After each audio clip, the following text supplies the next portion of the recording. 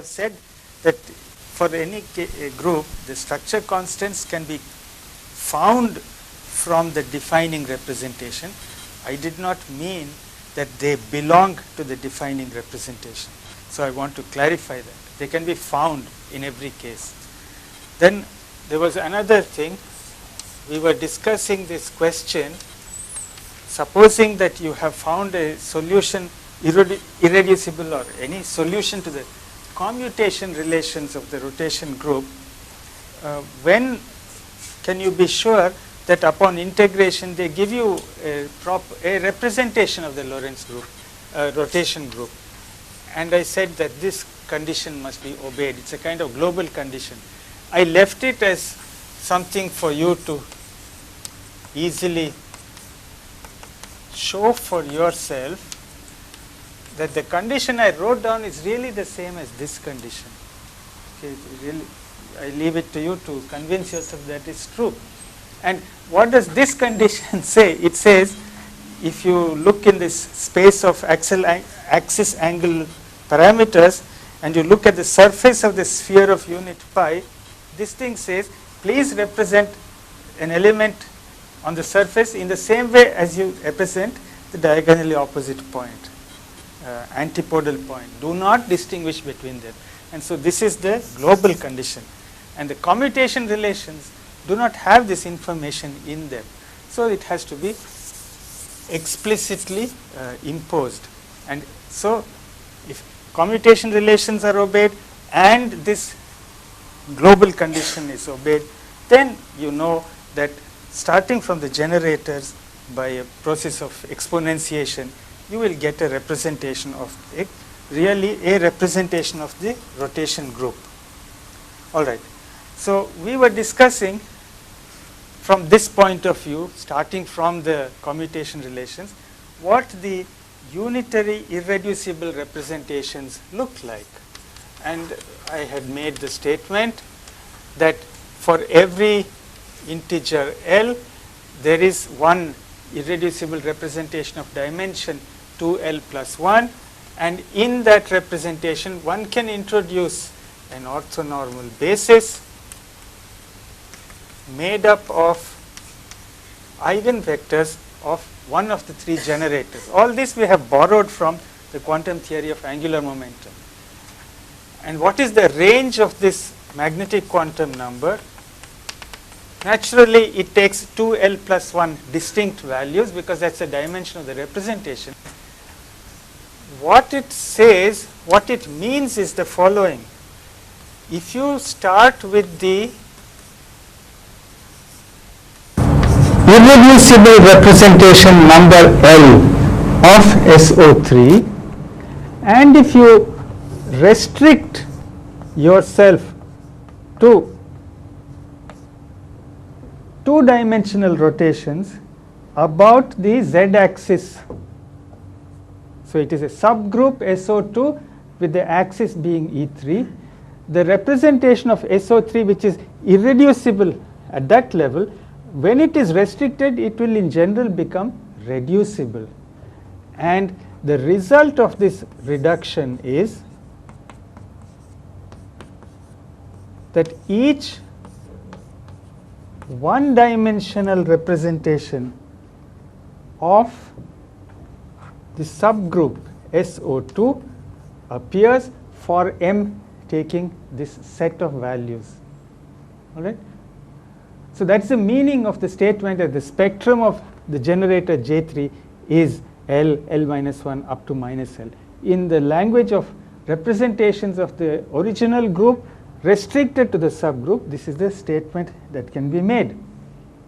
Now we can use this very well right now, because we also saw that in every class of equivalent elements in the group SO3, we can pick up an element, a representative element. I forget now the notation I have used. Yeah. I can find in every class in SO3 a representative element belonging to the subgroup of rotations around the z-axis. So if this is so, and if this is the way in which the reduction happens when you restrict to the subgroup, it follows that we can immediately calculate the character of the unitary irreducible representation L of the group SO3. Let us denote it by chi superscript L argument alpha. This alpha is just the angle of rotation. All right? Yes. Which part? So these are the various equivalence classes in SO3, and here the range of alpha is 0 to up to pi. The class script C of alpha consists of all rotations by amount alpha about all possible axes as directions. And what we saw yesterday is that in every class of this kind in SO3, you can find a representative element which is a rotation about the z-axis just by that amount alpha. So since we know how the representation breaks up under restriction to the subgroup, and we know that every class has an element in the subgroup, we can put these two statements together and we are able to calculate the character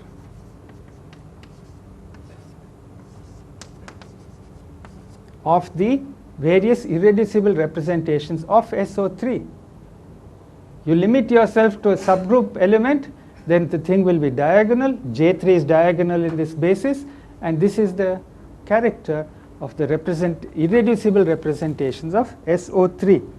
And this can, well, according to my notations, there's a minus sign here, doesn't matter, or maybe it does matter for consistency.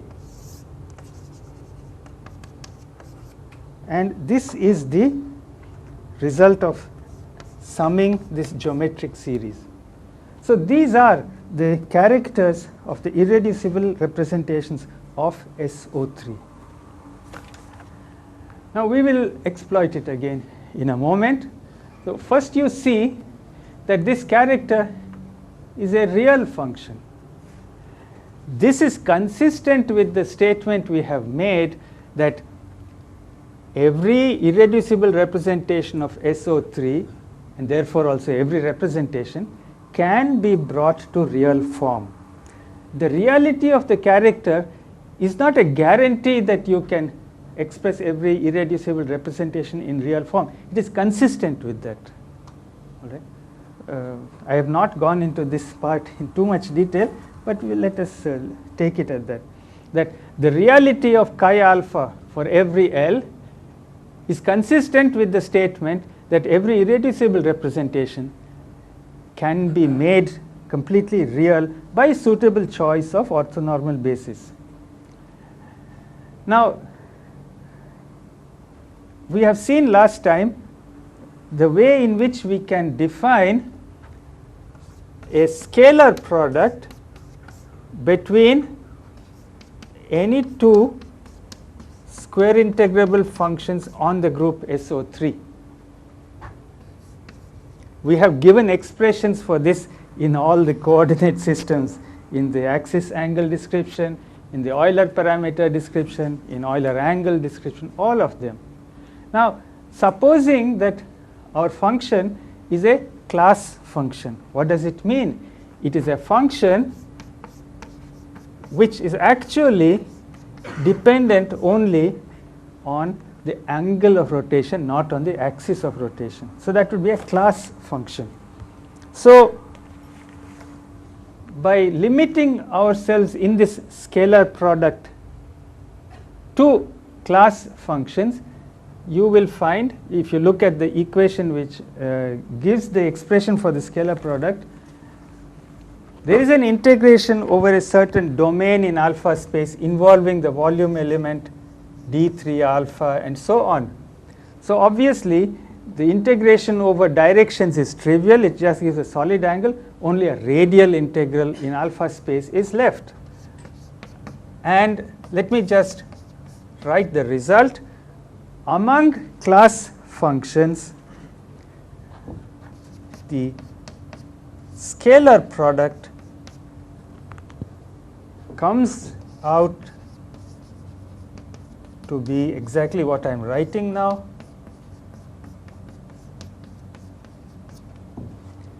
So, among class functions, functions on the group which are constant over each equivalence class, among them you have a scalar product definition. So, this comes from the expression for invariant integration which I have given yesterday in the axis angle description.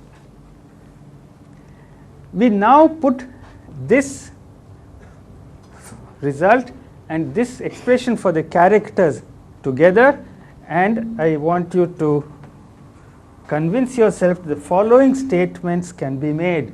This is my equation 48. That one also I have given the number. What I would like you to show for yourselves is the following, that if you take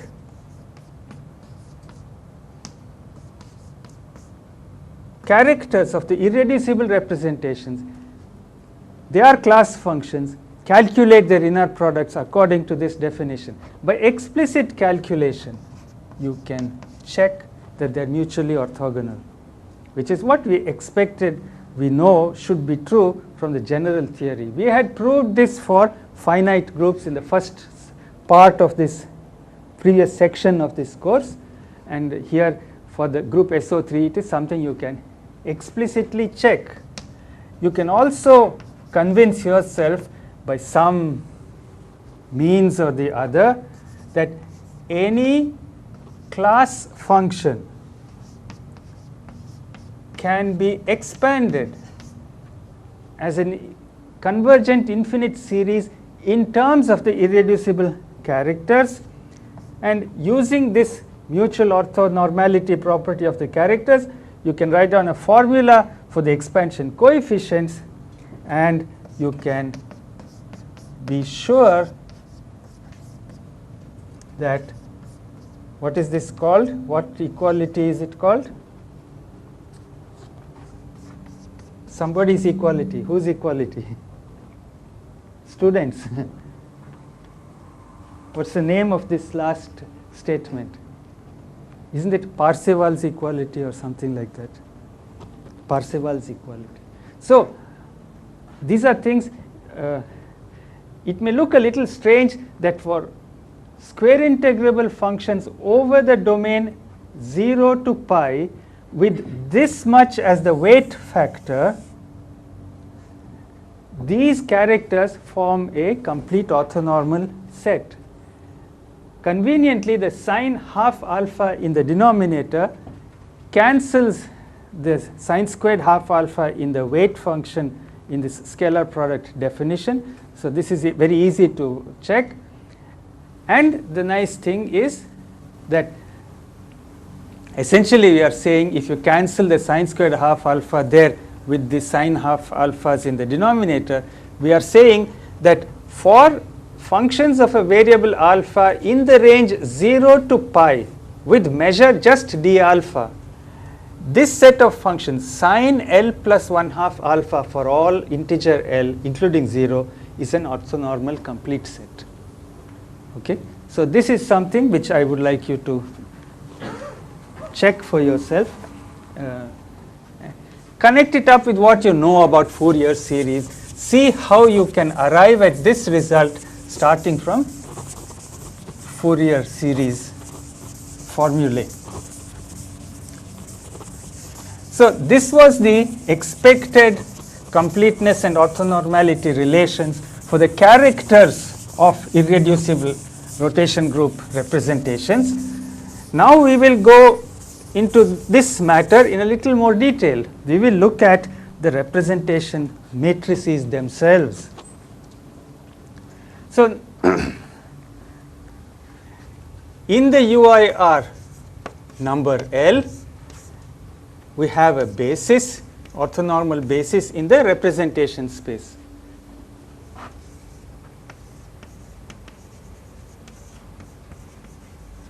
Now we know that in the axis angle description, the operators representing different group elements are single exponentials of the generators of this form. So the rotation alpha, vector alpha, would be represented by the matrix which I am writing down here, a 2L plus 1 dimensional unitary matrix. And so these would be called the D matrices for the Lth irreducible representation. But you can see that this axis angle description, which is very convenient for general theoretical analysis for variety of things which I have illustrated. Sorry. Yes, yes. We also have a complete escalation with the characteristics. Chi L alpha prime, chi L alpha, sum over all L delta alpha. Correct, and that is exactly what you will get from that Parseval inequality by peeling off the f's. Remember, I wrote the last thing I wrote was inner product of f with itself is sum of the mod squared of the expansion coefficients, and we have a formula for the expansion coefficients. So you put those two together, you will get exactly that is the completeness statement. But I did not write it in that way, but it is there. So you can see that the sense in which axis angle variables or canonical coordinates of the first kind, as they are called in this instance, are not very convenient when you wish to describe the matrices explicitly in this basis for finite rotations. And it is in this sense that the Euler angle description becomes more convenient. And so let us see how that happens. In the Euler angle description, each finite element of the rotation group is written as a product of three exponentials, and each exponential is somewhat simple.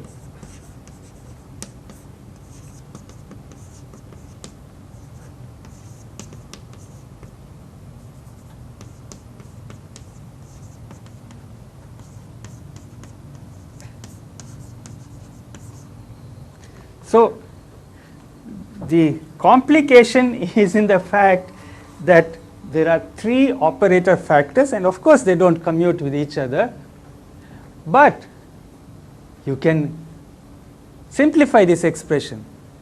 What is the theta dependence of this matrix element? Anybody tell me? This is equal to e to the minus I m prime theta. What is the phi dependence? Plus, the first term is plus. E power plus I m by theta. Why? Why do you think it should be plus?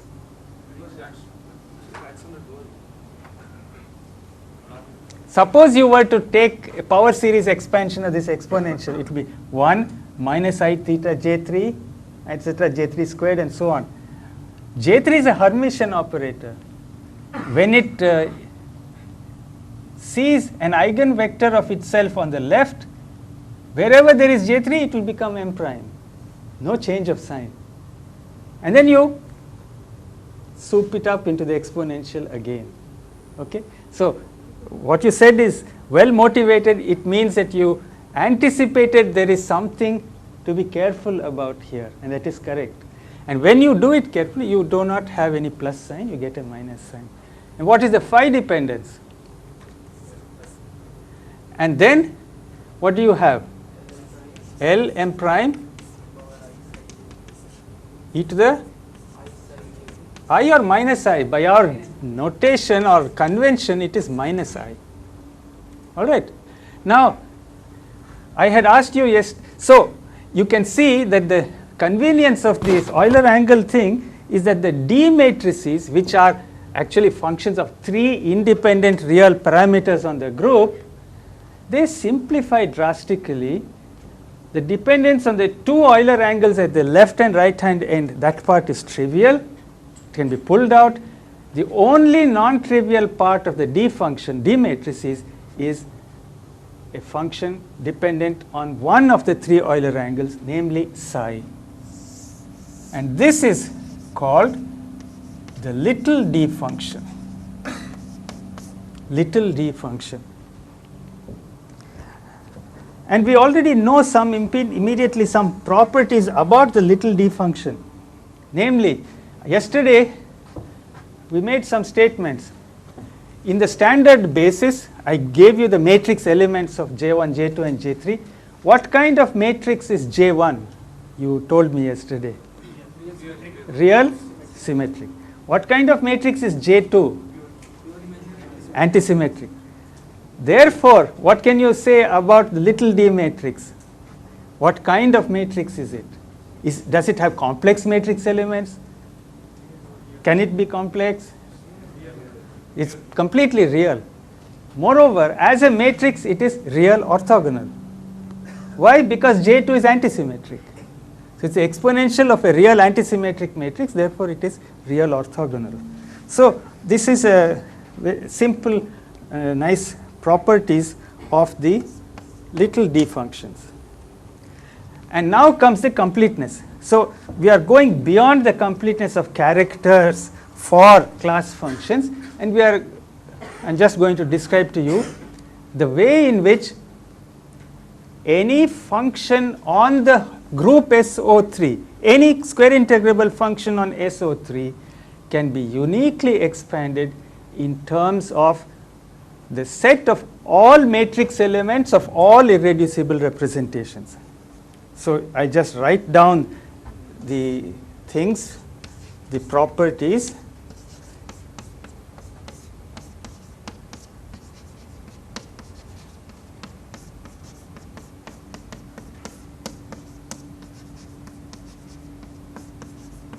Take any irreducible representation L, any row, any column in that representation.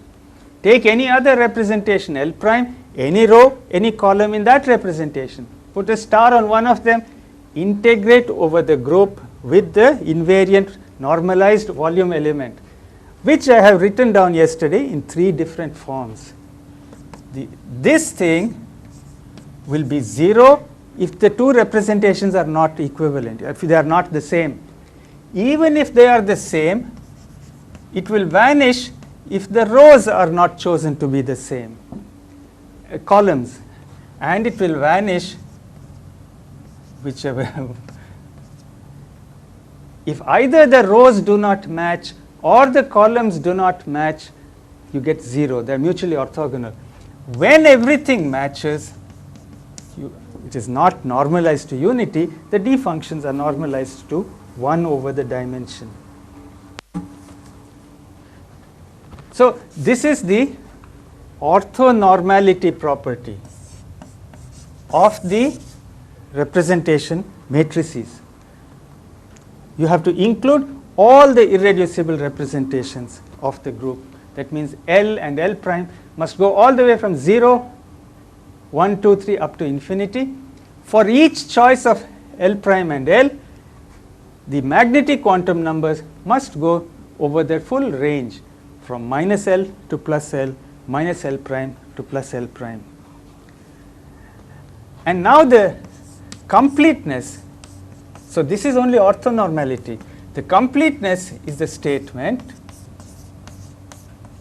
if you took any square integrable function on the rotation group, that means what in the quantum mechanical language, any wave function for a rigid body with any one point fixed, it can be uniquely expanded as a series, and I don't indicate the ranges of these summation discrete variables, you know what they are.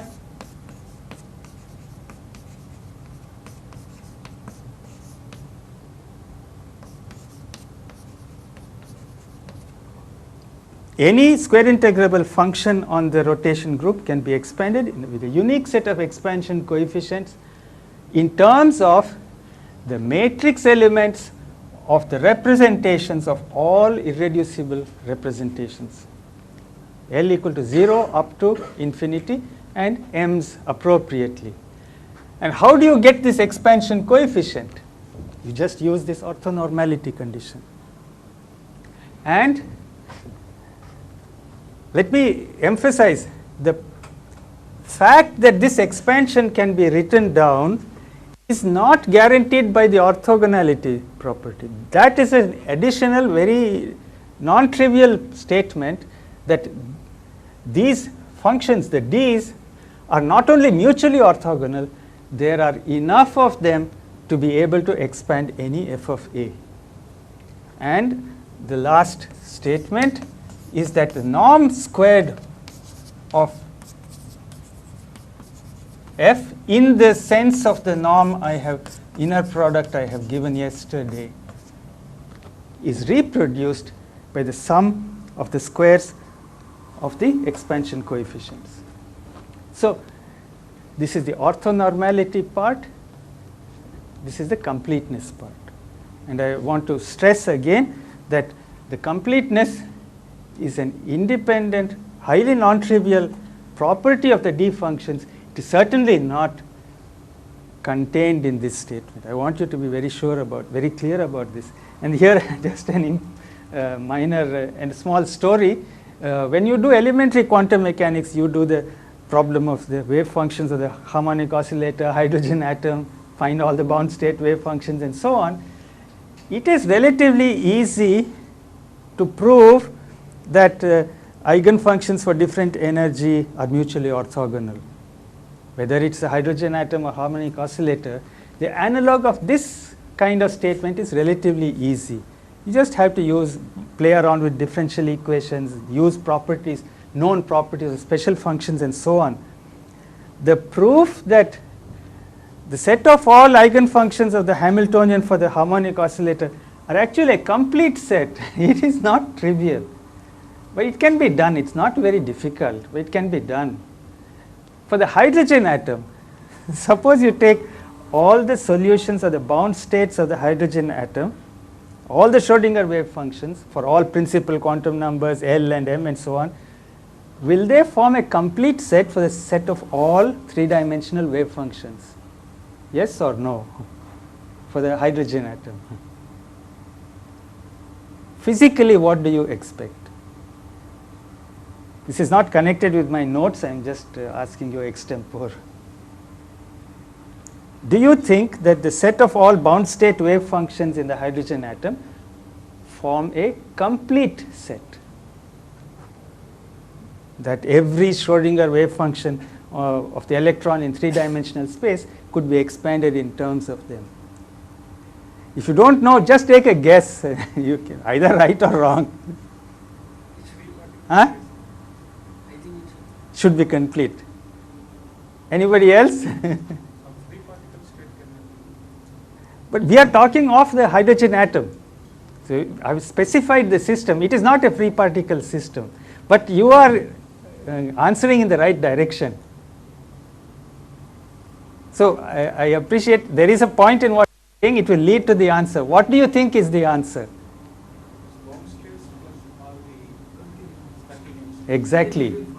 So when you solve the Schrodinger equation for the hydrogen atom, it's not enough to just look at bound state wave functions to get a complete set. Bound state wave functions, they are the ones which vanish at infinity exponentially fast and so on. They are mutually orthogonal. That part you can quite easily verify. They by themselves are not a complete set. You have to add the scattering state solutions, positive energy solutions, which at infinity are like diverging plane waves or spherical waves, one thing or the other. And then you have to convince yourself that the combined set of solutions, this bound state solutions plus the scattering state solutions, when you put them all together, you have a complete set. Now, in most textbooks of quantum mechanics that I am familiar with in the early years when we were students, the completeness was never attempt was made. I don't know, maybe it was mentioned, but even that I am not very sure.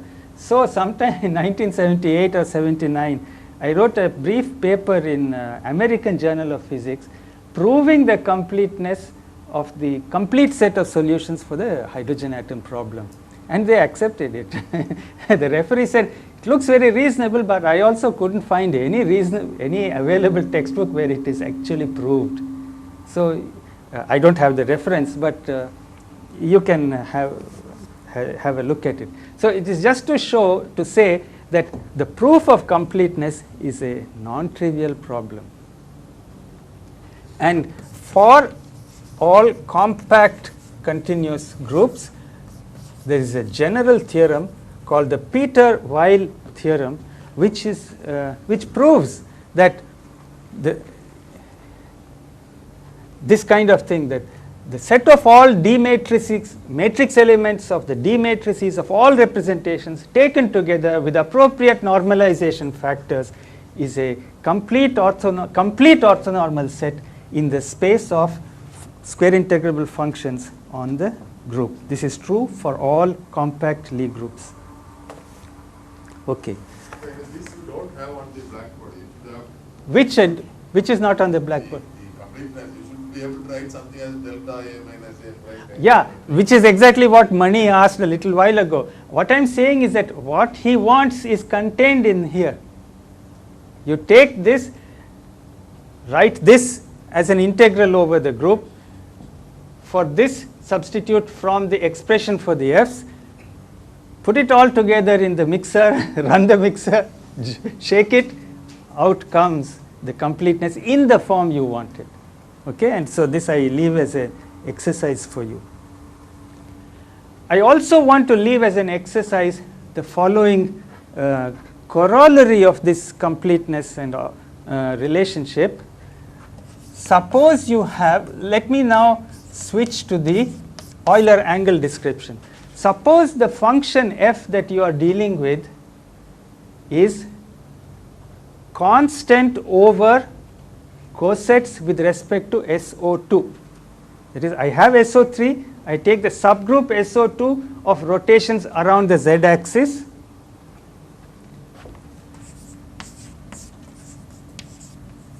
I take this subgroup, which we had a little while ago on the board, and I consider functions which are constant with respect over cosets with respect to this subgroup.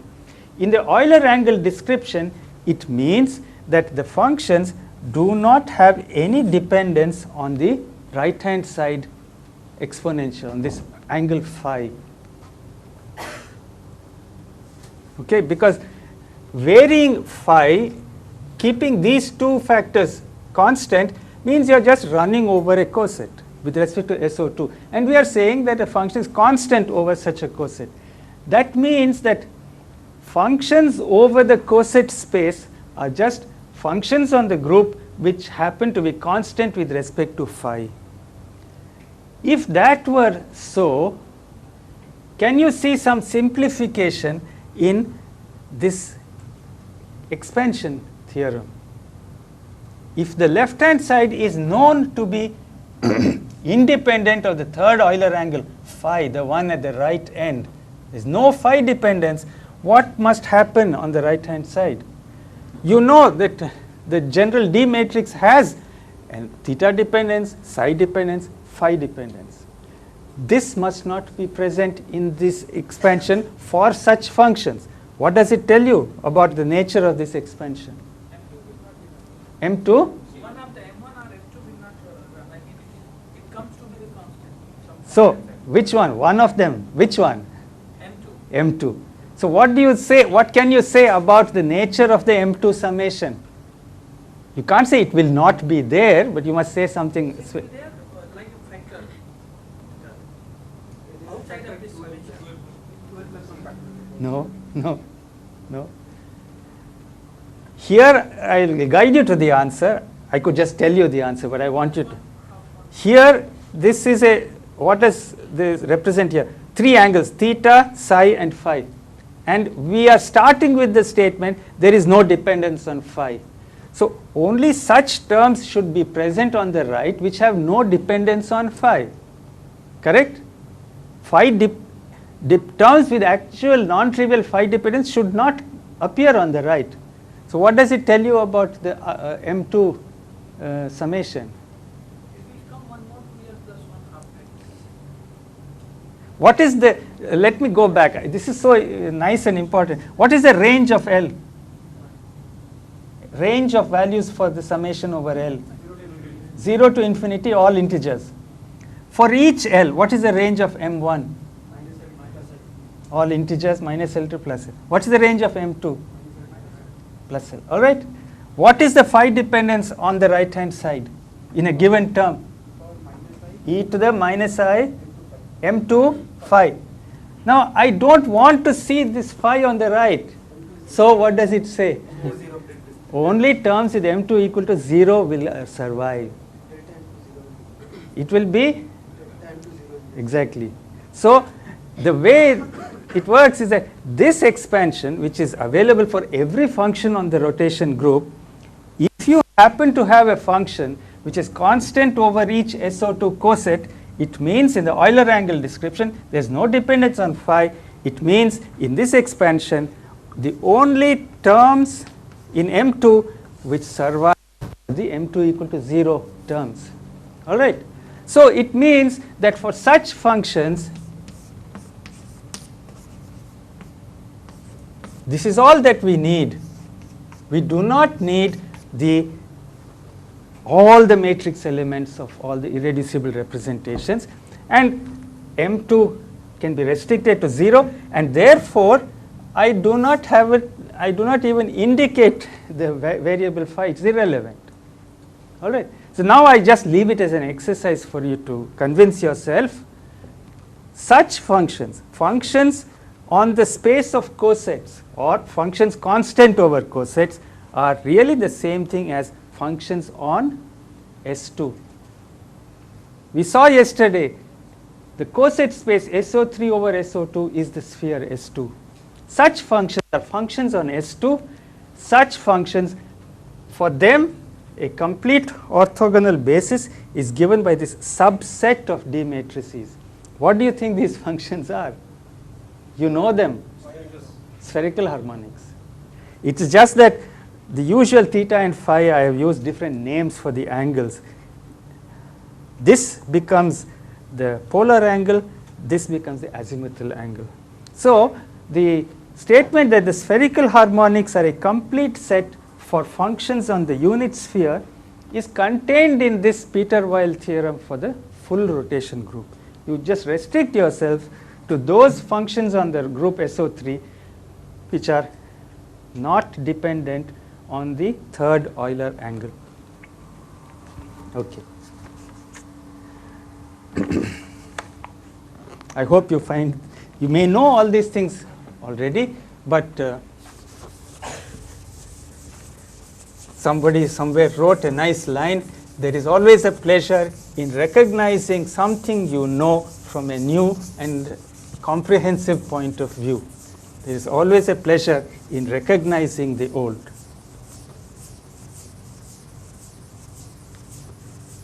So this discussion about properties of the irreducible representations of SO3 has been from the point of view of solving the commutation relations, borrowing results from the quantum theory of angular momentum, and so on.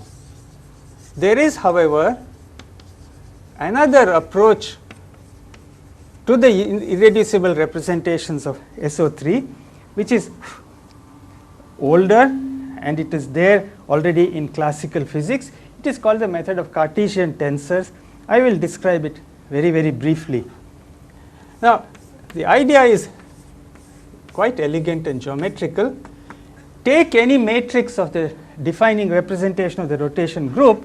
You can, and it is useful to think of it as describing a change in the right-handed coordinate system in three-dimensional space around some fixed point as origin.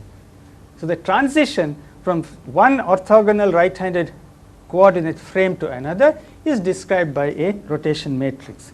So we can say, just to normalize our ideas, we can write each new unit vector as a linear combination of the old ones, and the matrix elements of A are just the direction cosines of the 3 old and the 3 new vectors with respect to one another. And of course, it is clear what are these equal to? The 3 old unit vectors by themselves or the 3 new ones by themselves, what are they? What are delta jk? These are both the Kronecker symbol. Now, suppose you took a 3-dimensional vector x. We would say that with respect to the original choice of axis, it has Cartesian components little x1, 2, and 3. The same vector with respect to the new Cartesian coordinate axis would have different Cartesian components. Put the two together and you will immediately see that the relation between the old and the new components of this 3-dimensional vector, they are given by the rotation matrix elements. So this is familiar to you. You know that a vector, yes? First equation, yeah. EJ prime is probably having a kj. I think this is correct. I think so. You can please check it. You may be right. In my notes, I have it in this way. Just double check this. I later wrote xj prime. Yeah. Maybe there is some error One here. of them probably like Yeah. Just check this. So shall we put a question mark here to please see. So this is a traditional pre-quantum mechanical way of describing what you mean by a vector in 3-dimensional space. A physical quantity is a vector in 3-dimensional space if in each coordinate system it is described by 3 numerical components, and when the coordinate system is changed, the components change according to a given rule. So a vector is a quantity which transforms in a particular way. Now this can be generalized to higher rank or higher order objects.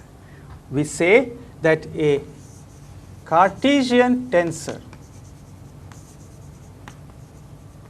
of rank L is a collection of components written as T with many indices J1, J2 up to JL, where every index runs over the values 1, 2, and 3, such that when you make a coordinate system change, you rotate the coordinate axis, the old and the new components of T are related by this transformation law. So this is the definition of a Cartesian tensor of rank L. L can be any integer, 0, 1, 2, 3, and so on. Now, the fact that the same matrix A, the matrix which is real, orthogonal, and has unit determinant, the fact that the same A is appearing again and again on the right-hand side of this transformation rule tells you that among such tensors, there are 2 important invariant operations. The first operation is the following. You can take, here let me say, any 2 positions, position number R and position number S, with R less than S, you can set those 2 subscripts equal to one another and sum over them. giving them the values 1, 2, and 3. This is called the process of trace operation or contraction. When you carry out such a trace operation, you will get a Cartesian tensor of rank L minus 2, because what will happen is that the corresponding two matrices A will collapse because they are orthogonal matrices, and the contracted version of T prime will be related to the contracted version of T exactly in the same way, but of rank 2 less than T. So this means that from a Cartesian tensor of rank L, by pairwise contractions, you generate Cartesian tensors of lower dimension, from L to L minus 2 to L minus 4 and so on. Of course, if you carry out the contraction once, the result in general depends on the locations R and S which you trace over. If you were to sum over J1 equal to J2, you will get one result. If you were to sum J4 over J4 and J5, you will get another result. Both of them will be tensors of rank L minus 2, but they may not be the same. So this is one operation which is meaningful, which leads from tensors of a rank L to tensors of rank L minus 2, L minus 4, and so on. The other meaningful operation is the fact that it is the matrix elements of the same capital A which are occurring again and again. Therefore, suppose the original components had some special property with respect to permutations of these indices, you can be sure that the new components will continue to enjoy the same property. Whatever it was here, it will appear there also. In particular, suppose this was completely symmetric. It was symmetric under interchange of any pair of the indices. T prime will also have symmetry. All right. So this is very easy for you to appreciate. So now it turns out, suppose you take a Cartesian tensor of rank L. Let us say that it is symmetric, and let us also say that it is traceless. These would be the simplest Cartesian tensors that you can imagine. And it now happens that the number of independent components get drastically reduced. Let us see.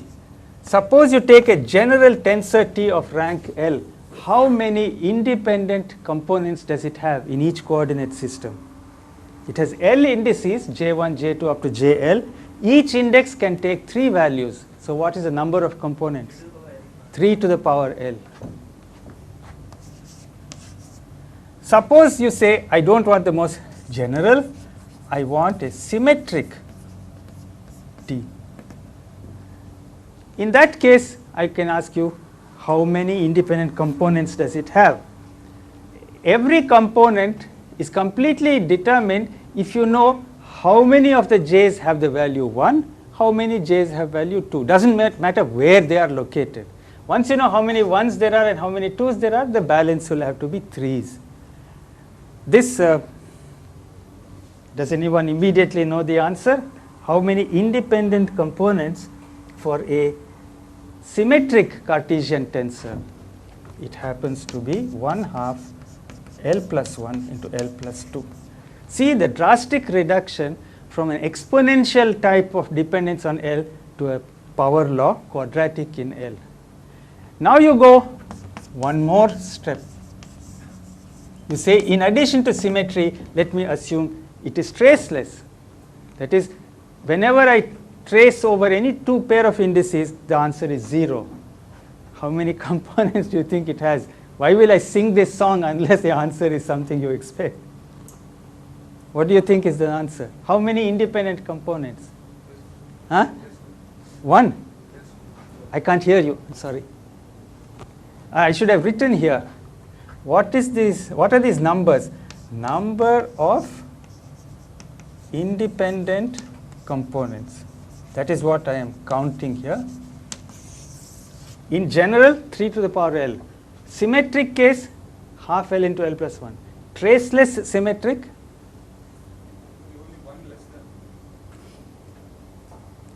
again I leave it as an exercise. It is exactly 2L plus 1. Please do this if you have not done it before. It is it is just a counting problem, and it is very nice. What does it tell you? It tells you that even without having to solve the commutation relations for the generators and going through the machinery of the quantum theory of angular momentum, here is a simple route to arrive at all the irreducible unitary representations of SO3. These are the representations carried by symmetric traceless Cartesian tensors of all possible ranks. This approach tells you directly why every irreducible representation of SO3 can be assumed to be real without any loss of generality, because nowhere have I introduced complex numbers. Cartesian tensors are perfectly well defined if we restrict ourselves to quantities with completely real components. Tracelessness, trace operation, symmetry permutation, none of these introduce complex quantities, and therefore this is a proof that they are in fact all can be made real. Okay? So as I say, this approach was known much earlier, and I don't know if some of you have heard of this beautiful book, Methods of Mathematical Physics by Jeffries and Jeffries. It's a very, very nice book. It is written in an old style, and I know that it is more than half a century old. But I also know that people like Chandrasekhar and Lee and Yang learned their mathematical methods from that book. It's a very, very beautiful book. There I think you will find a description of Cartesian tensors. In that book, the emphasis is not on quantum mechanical ideas in any way.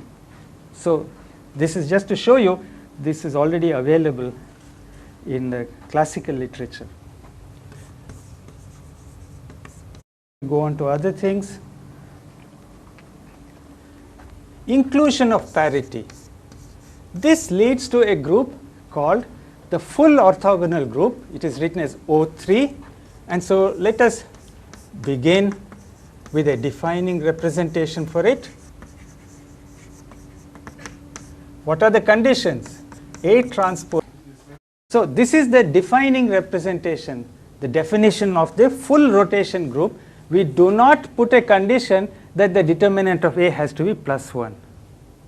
So it's called, it includes proper and improper elements.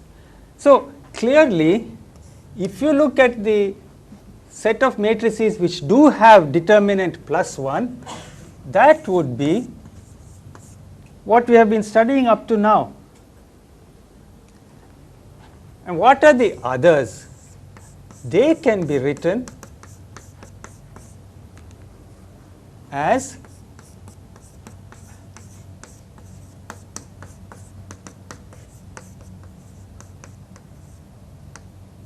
all those matrices in the group O3 which are of the form SO3 times the negative of the unit matrix.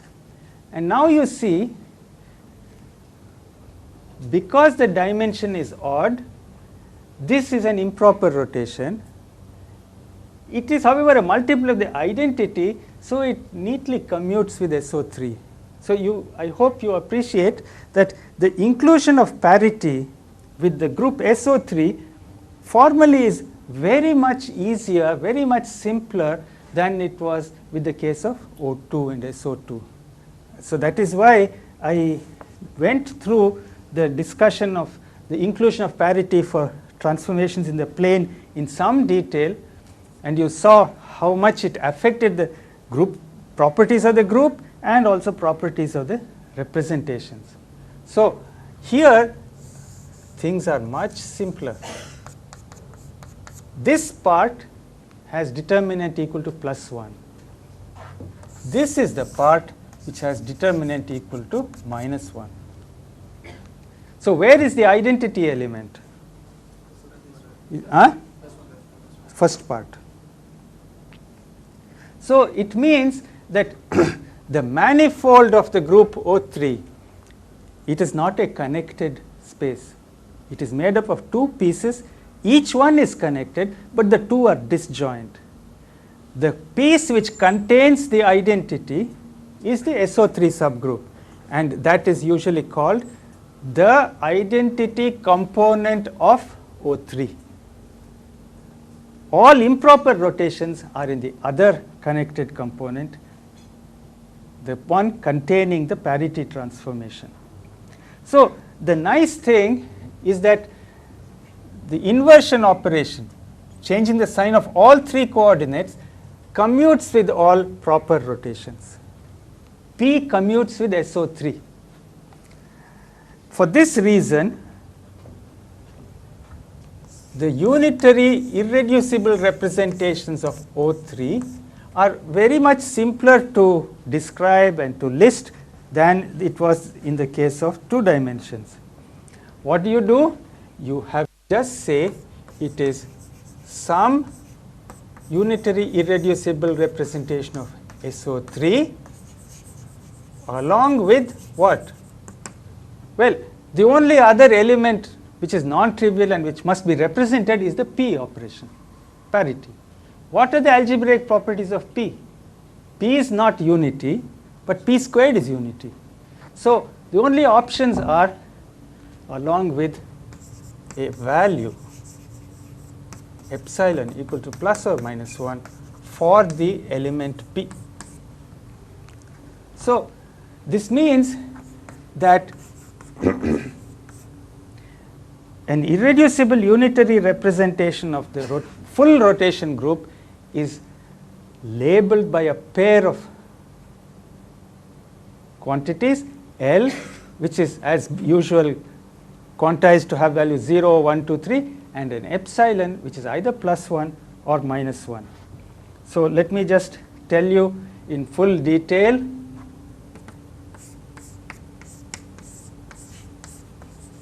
For elements in the proper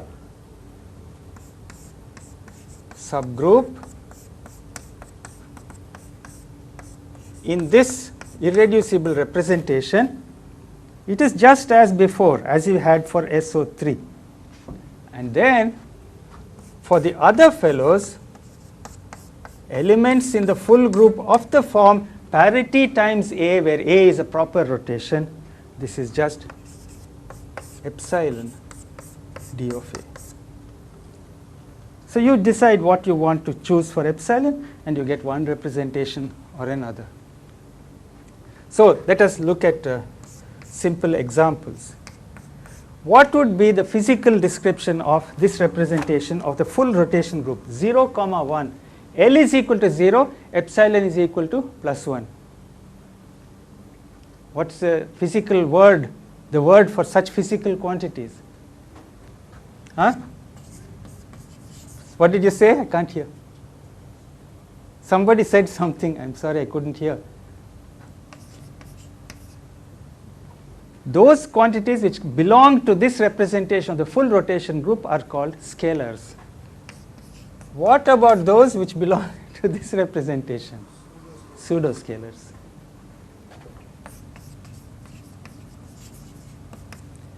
What about 1, 1? Quantities with respect to O3 belonging to this representation. What is the name for them? Yeah, but vector by itself is inadequate.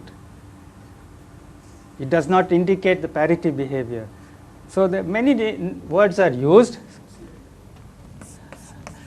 Polar vector or true vector.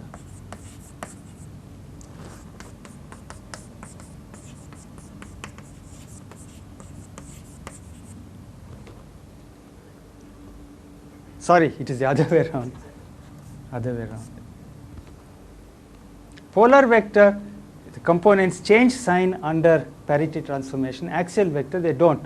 So tell me very quickly, example of this. Physical example in non-relativistic physics. Mass density. Okay. Example of this. Pardon? Volume. You are using differential geometry. I want a very simple-minded example. I allow you to use Newtonian mechanics and Maxwell's electromagnetic theory, just with this much geometry.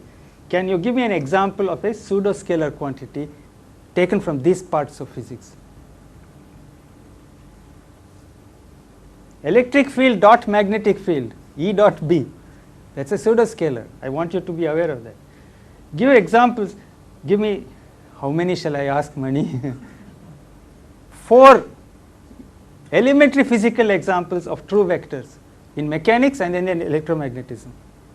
Please, in mechanics. True vectors. Come on. Position vectors of particles. Anything else? Momenta of particles. Anything else in electricity, magnetism? Electric vector. One more example from electromagnetism. Electric current. Space part. That's also a true vector. Examples of axial vectors in mechanics? Angular momentum. In electromagnetic theory? B. Okay? What is the Poynting vector? Is it true vector or polar vector? Why? Yeah, exactly. Very good, very good. So Poynting vector is here, and magnetic field is here, and angular momentum of particles is also here. Okay, so this concludes my discussion of the three-dimensional rotation group with or without improper operations, and I hope that even for those who already knew something about this group, you have learned something additional from this description. There are many things which I have not proved. At least some of them I hope you will make the attempt to fill in the gaps. I don't expect all statements to be proved, but at least some I would be happy if you try. All right, now comes a parallel account of the group SU2, and I do have some time, so I can go ahead. I can get started on this topic. Why do we have to study the group SU2? There are very good physical and mathematical reasons. This group is very closely related to the rotation group SO3. This fact was probably not very much realized in the days of classical physics. It has become clear and very important in the framework of quantum mechanics. It is also by itself important in so many physical applications, in classical polarization optics, in the description of the spin of elementary particles, half integer spin like electron, proton, neutron, and so on. In the quantum mechanical treatment of two-level atoms, two-mode radiation fields. In all these things, this is the fundamental group that is present. And also, for those of you who are interested in particle physics, many symmetries of elementary particle interactions are in the language of this group. What are the examples of the fundamental symmetries which use the group SU2? Isospin. Anything else? The electroweak unified theory. It is not the same as isospin, but it is SU2. One of the components is SU2. So this is enough justification to say that we should know what this group is. It also plays a crucial role in the quantum theory of angular momentum. So we must get a good hold of this group. So as usual, what we will do is to start with a defining representation. So what is the definition? from one point of view, it is actually easier than the three-dimensional rotation group, because the defining representation is in terms of 2 by 2 matrices. What could be simpler? The only thing is they are complex matrices. So that is where a lot of new structure comes. So once I had heard somebody, Goldberg, say that when anybody came with a fantastic new discovery he had made or she had made and wanted to tell Wigner about it, he would first check it for 2 by 2 matrices. If it didn't work, he would stop right there. I just mentioned that in my class today. You did? The same statement. Same? And Wigner? Yes. Oh, I see. From whom did you hear it? Well, I heard it from Wigner himself. Wigner, oh boy, that's a real horse's mouth. I heard it second hand from Goldberger. Once when I first went to meet Professor Goldberger, I was sitting in his office, just introduced myself, and I had finished my degree and I had done some work on group representation. And who walked in to say hello to Goldberger? Bargman. So Goldberger, he really had a joke at my expense. He introduced me to Bargman and said he knows a little bit about group theory. And I, at that time, didn't know how much he knew. But over the next year or so, I learned a lot from his course. So this is the defining representation of the SU2 group, and the name is unitary. That is because of this condition. Unimodular. Unimodular means determinant equal to 1, group in 2 dimensions. That's the full description of this group. Unitary unimodular group in 2 dimensions. Now, in all the analysis that we will look at for this group, the properties of the Pauli matrices are extremely important, and I hope you are familiar with these. If not, just check the various results that I am going to write down. There are, yeah? Somebody said something? These are the 3 Pauli matrices, and what are their most important properties? They are Hermitian, traceless,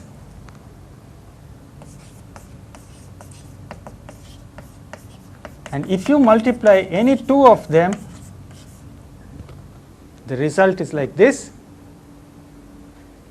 and trace sigma j sigma k is 2 times delta jk. These are the most important properties of the Pauli matrices. So there is a very simple mnemonic which one often uses. If you take 2 numerical vectors a and b and you construct this product a dot sigma, b dot sigma. So these are 2 by 2 matrices. And if a and b are real, these are Hermitian matrices.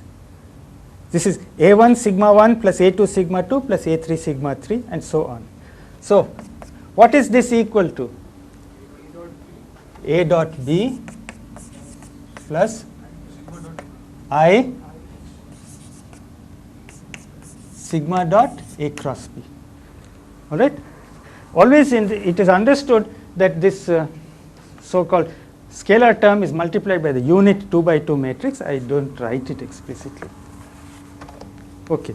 So these are very important rules of calculation.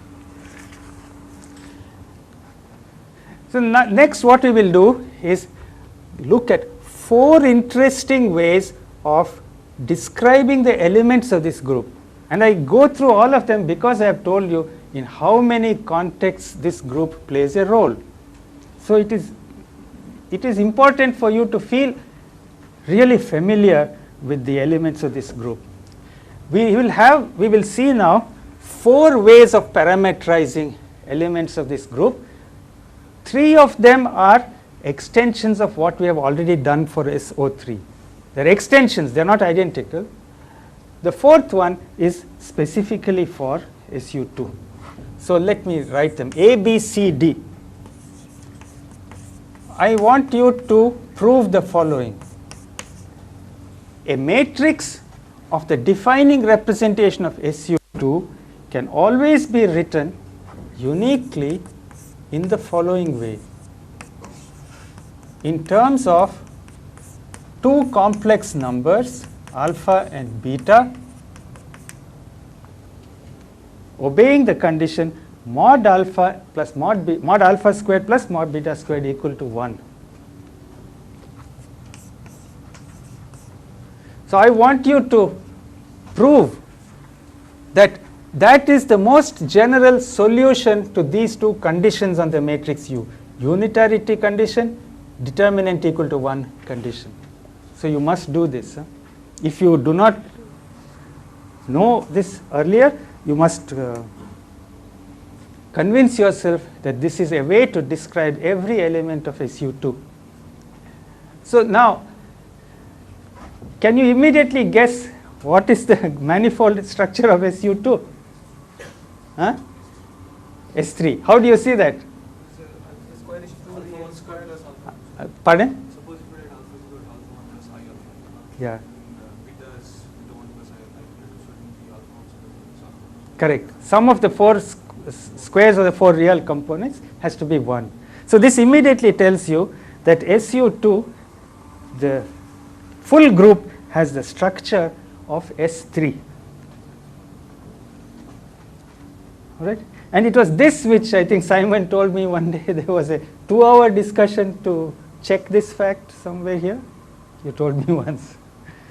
So you can see that the group SU2 can be pictured as 1 to 1. Its elements correspond to points on the surface of the unit sphere S3 in 4-dimensional real Euclidean space.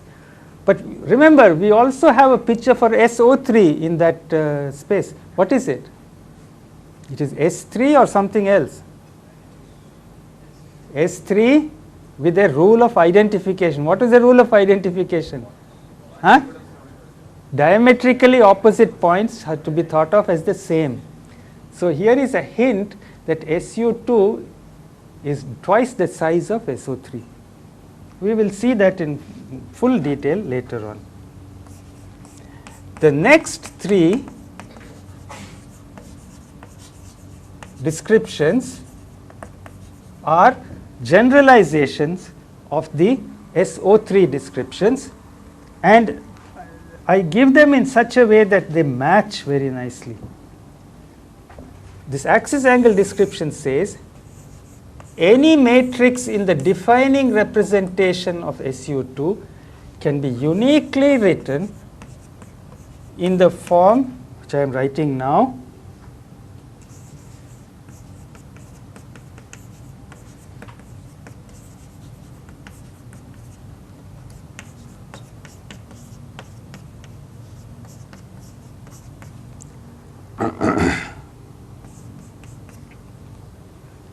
Not uniquely, almost everywhere.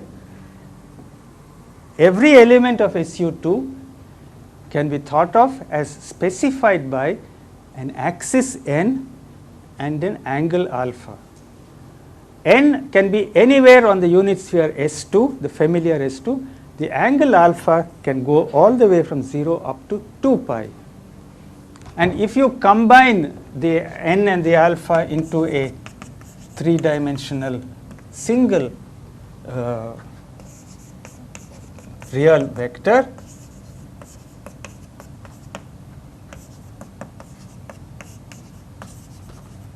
this can also be written in that form. Cosine alpha by 2 times unit matrix, of course, minus I alpha dot sigma over modulus of the alpha sine alpha by 2. So this is the axis angle description. Just a matter of notation, this angle alpha in this description, please don't confuse it with the complex alpha in the first description. This is standard notation, so everybody uses it. So you just make sure this alpha and that are not the same. Of course, one can ask, this complex alpha, what is it in terms of axis and angle? You can work it out. You can write down this 2 by 2 matrix here and here and read off the 1, 1 element. That will be alpha. Similarly, you can get beta for this description.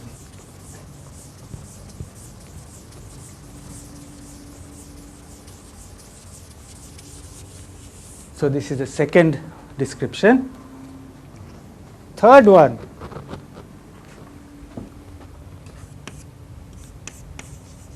homogeneous Euler parameters. It is a fact. So these are all things which you must verify.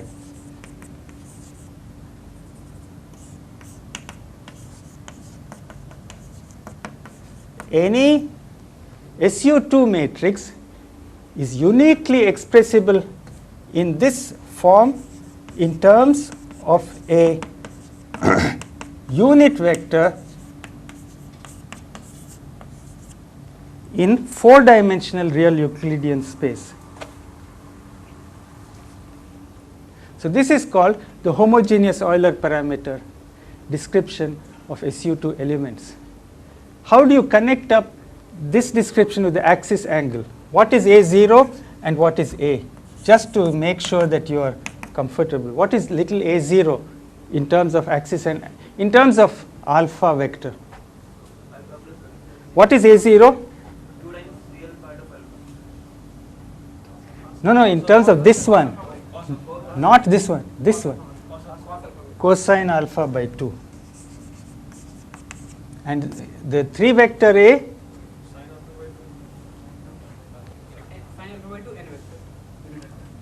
let us say, put it in terms of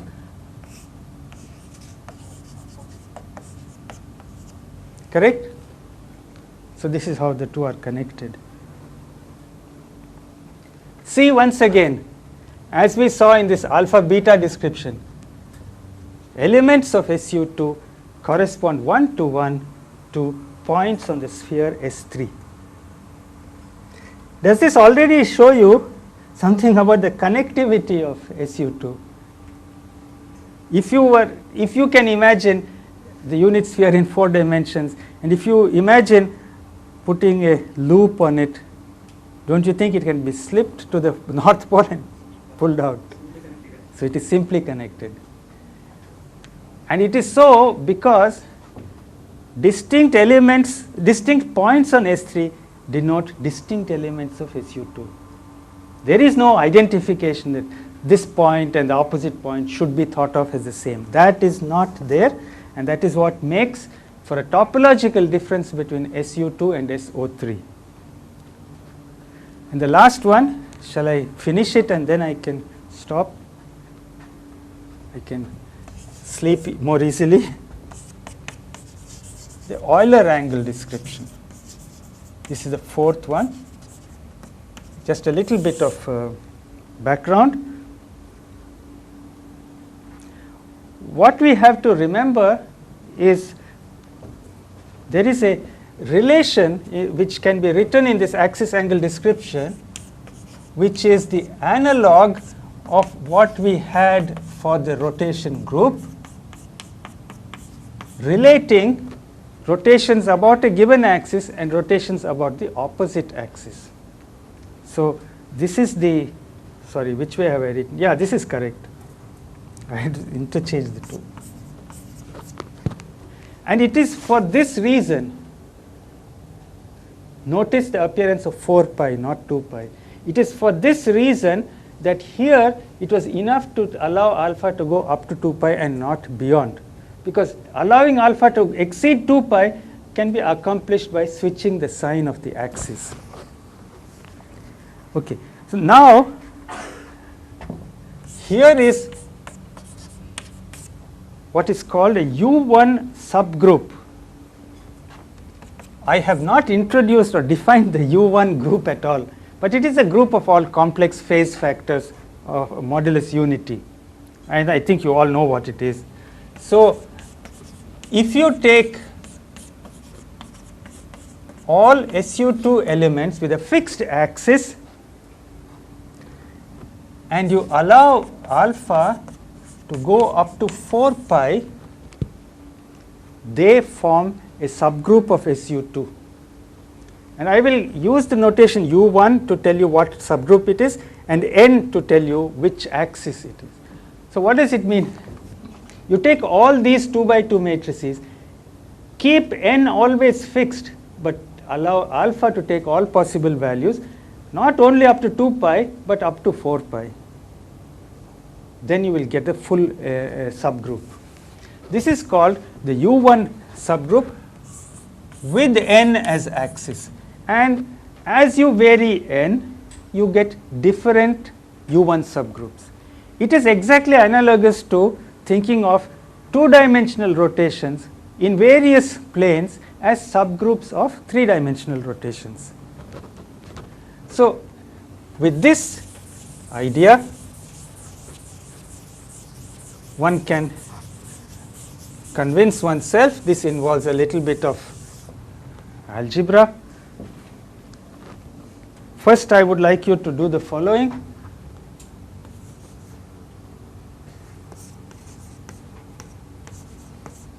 Look at the general definition of U of n and alpha, which I just rubbed out, axis n and angle alpha, and take for n the unit vector in the direction 1 and the element of angle alpha. How much is this? It's a 2 by 2 matrix. Please tell me what is the structure of this matrix. What's the 1 1 element? You understand what I'm? Huh?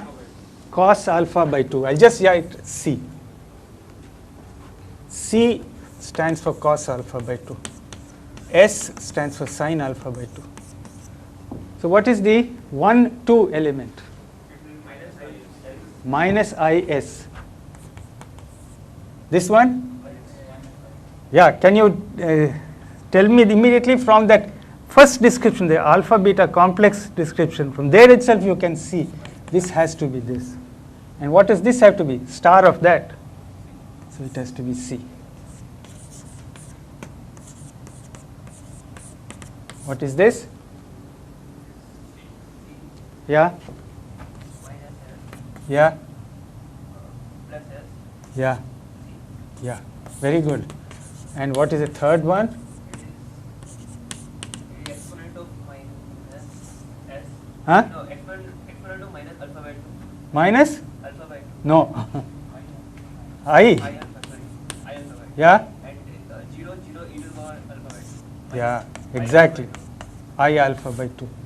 And in all these subgroups, it has to be understood the range of alpha is up to 4 pi. Okay? So these are the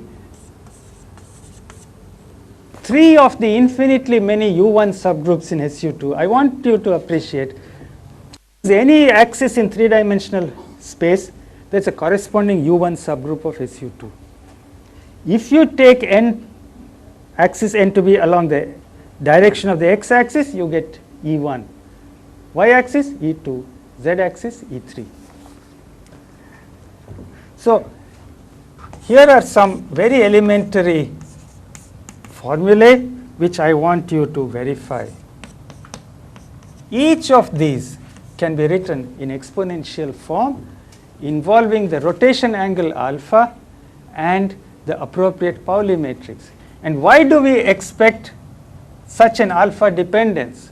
It is because suppose you take this element in this subgroup with angle alpha and you take the same subgroup element with angle beta and you compose the two. What should happen?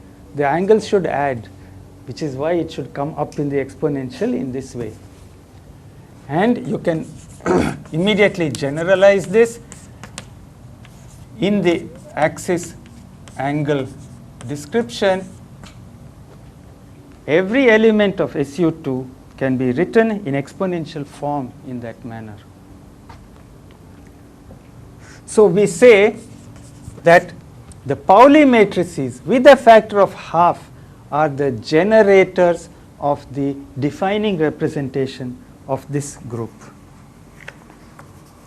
And now it is a matter of simple algebra, but you have to be a little careful that every element of SU2 in the defining representation is uniquely, not, sorry, is almost uniquely, not quite,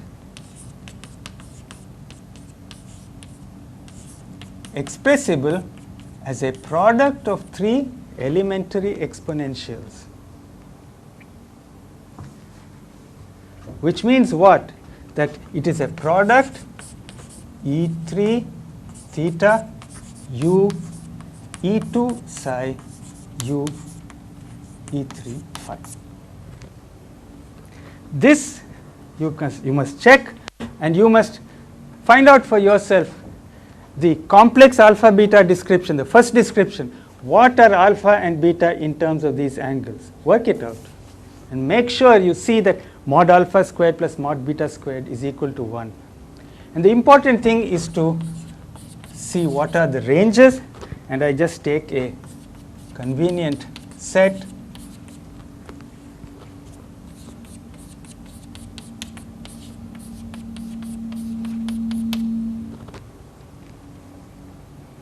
for the second and third Euler angles. The ranges are the same as in the case of the rotation group SO3. For the first angle theta, you have to allow twice the range. You have to allow alpha theta to go all the way up to 4 pi. Unless you do that, you will not cover the entire group SU2. So this is the Euler angle description of SU2. It is the analog of what we had for the rotation group. And once again you see this group is double the size of the older group SO3, because for one of the 3 angles the range has got doubled. The other 2, no change. Okay. If all of them had got doubled, you would have to say this is 8 times as big, but that's not true. It is only twice as big. Okay. So I stop at this point. I have done a good amount of SU2 introduction. If you have the time tonight or tomorrow, just familiarize yourself with the defining representation, properties of these 2 by 2 matrices, how we exploit the Pauli matrices, and these different equivalent ways of describing its elements. The Euler angle thing, it is not a globally well-defined coordinate system. It is not true that there is a unique set of Euler angles for every group element. For almost all group elements, the Euler angles are unique and well defined. For certain ones, a set of measure 0 as it is called, these things are not uniquely determined. You can easily see when if psi were 0, only the sum of theta and phi is relevant. With the other, the homogeneous Euler parameters and so on, things are neater. Okay. Okay, so we'll stop at this point. Yes, please.